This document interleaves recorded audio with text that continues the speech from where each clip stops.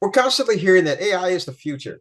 Layoffs are at the highest level in years, and with an employment landslide adapting to AI driven shifts, a new workplace study shows that there could be a silent standoff happening between employers and employees.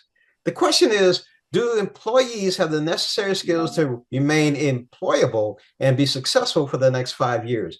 DeVry University's Chief Administrative Officer, Dave Barnett, and Scarlett Howery, DeVry's Vice President of Strategic Partnerships, are joining us to shed some perspective from both sides of the office. Good morning to both of you. How are you doing? Good Hey, morning. great, thanks. Good. So let's start with the obvious question. Scarlett, do employees have the skills to remain employable and be successful in the next 5 years? Well, it depends on who you ask. We actually surveyed 1,500 workers and another 500 employers, and we wanted to understand the state of the workforce in this age of AI. And what we found is that there truly is this silent standoff, the difference between the now and what's coming next. Right now, employers and workers feel like they're doing enough. To have the skills that are needed for AI, but both sides are concerned about what comes next. Do they have the skills for the future? That's why it's so important that both sides are communicating effectively. If you think about the employer, they need to be communicating exactly what skills are needed so the employee can then take advantage of upskilling opportunities that are presented to them. Really, the time is now to really bridge that skills gap so that learners gain the skills that they need and are ready for those jobs of the future. Dave, where does discrepancy come in between what employers think versus what employees think? And are there downsides when you have two different perspectives like that? We're not talking Sure. about the No, it's a government great shutdown. We're talking about you guys. No, it's a great question, James. And there are several points of divergence in the employee-employer perspectives, and there's risk with that. It risks innovation as we move forward, and how do we move toward an innovative future? It risks the workforce skills that are needed to be able to effectively perform as we move forward in a technology-powered world. Our studies show that 85% of workers feel well qualified to perform the jobs that they're in. But simultaneously, 69% of employers worry that that same workforce lacks the skills to be successful.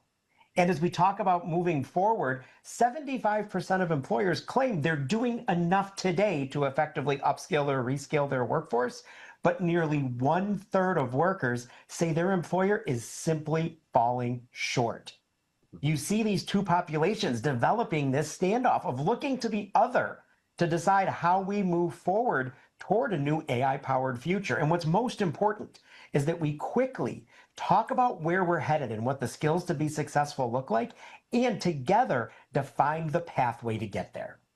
Scarlett, what are some other big takeaways from your study? Yeah, the biggest takeaway is that upskilling is not just nice to have, it's essential. If you're currently earning a degree or earning a certificate and you think that that's all you're going to need the rest of your career, you likely need to rethink that. It is truly important that you have an idea of what lifelong learning looks like, and that's why it's so critical for the employer to continue to communicate what those skill needs are. In fact, in our survey, 44% of workers said that they would use their personal time to upskill and reskill. And that's really a good sign that employees are taking this seriously.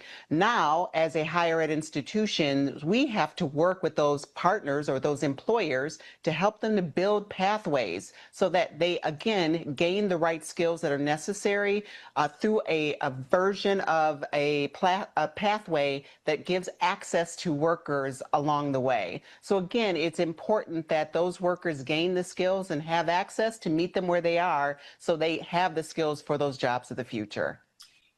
Dave, what do you see as the biggest untapped human potential? Yeah, so we talk so much about AI and the technological skills that accompany using such a powerful new tool. But the reality is human skills, those durable skills as we talk about them at DeVry, are so important and even more important now. Things like problem solving, critical thinking, empathy matter even more as we evolve the way we work and leverage this new technology. 78% of employers actually go as far as to say those durable skills are the new job security. and 63% of workers agree. We have to find the right way to bring new technological skills online, but marry that with human skills, human potential, those things we uniquely can do, and to bring those together so that we ultimately reach new heights and drive greater efficiency, productivity, and effectiveness for our organizations. Finally, where can our audience go for more information and see the full results of the study? Yeah, to find out more, you can visit us at DeVry.edu. All right, I've been speaking to DeVry's Chief Administrative Officer, Dave Barnett, and Scarlett Howery, DeVry's Vice President of Strategic Partnerships. I have one last question for you. I'm not sure if it was on the survey or not. Now, you have these employees who have these skills. My question would be, how many of those employees, as you mentioned, Dave, can be innovative enough and intelligent enough to say, I may start my own business with my own skills? I think that's great. One of the things we pride ourselves in is DeVry's got a long history of both being an entrepreneurial institution ourselves and minting many entrepreneurs in the world. We have so many successful alumni that have gone out and done just that. So I think when we do these things, when we invest in upskilling everyone, all boats rise. Individuals are more successful, organizations are more successful, and society is more successful. Dave, good answer. Thank you so much for joining us on Morning Blend. I really appreciate it. You bet. Thank you. Thank you.